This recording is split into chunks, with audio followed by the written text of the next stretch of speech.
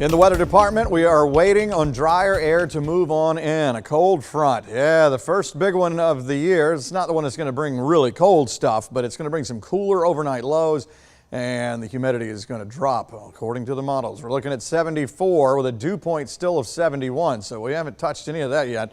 So we're going to see how it goes as we go through the overnight. It's going to take the whole overnight. It'll be tomorrow morning really before anybody notices it. But you can see with the temperature, the map here, you can already see some mid-60s coming into northwest Georgia, 70s for us, and then it goes upper 70s near 80 as you go along the coast. All right, and the dew point map obviously tells the story here. Where we're seeing the dark green, again, that's the very muggy stuff. Once we get into lighter shades, that's lighter and lower humidity. And again, if you really want the really fall touch, you want no green at all there. You just want a transparent map. So that may happen off and on as we go through the day tomorrow or the next couple of days, where we'll have some, dry shots there for a little bit, and then maybe, a fluctuation in humidity in parts of the state over the next couple of days. But for the most part, staying pretty nice. You can see right near the boundary here, Crawford into southwest Bibb there, a little rain popping up. Everything else has been down here out of reach.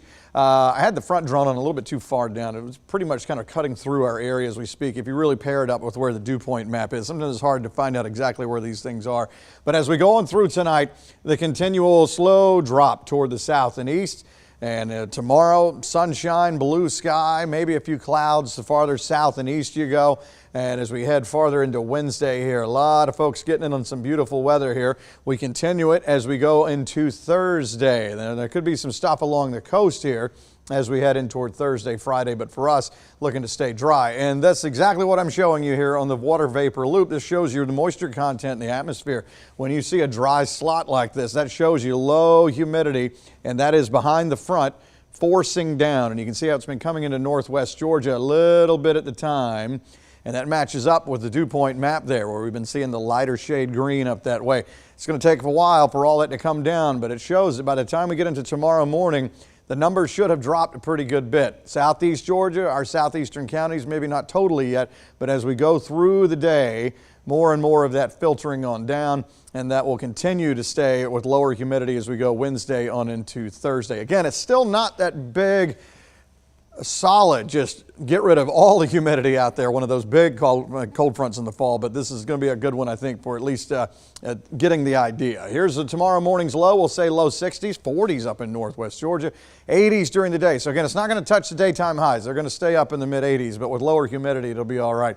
50s it looks like by Wednesday morning, and then Wednesday afternoon somewhere in the mid 80s again. Now let's go long range. Thursday for the most part, also looking quiet.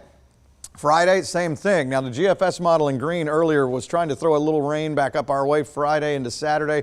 It is now corrected and gotten in line with the Euro, I should say. It looks like it's going to be a smooth sail. I have us at 10% for the weekend. We may change that. So it's going to be a great start to the day tomorrow, and then a beautiful run for the next few days. Warm days, but cool nights and low humidity.